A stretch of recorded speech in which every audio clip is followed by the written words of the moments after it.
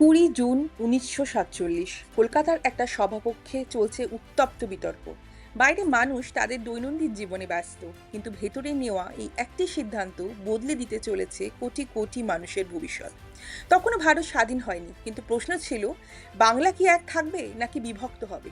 সেই দিন বেঙ্গল লেজিসলেটিভ অ্যাসেম্বলিতে হয় এক ঐতিহাসিক ভোট।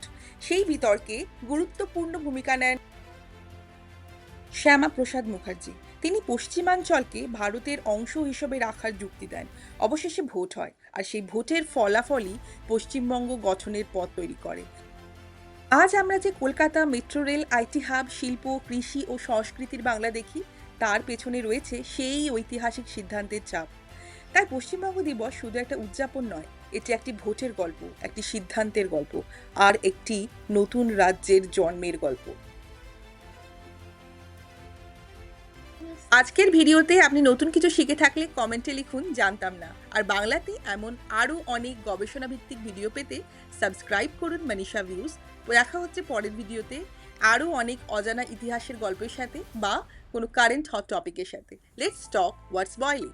Thank you.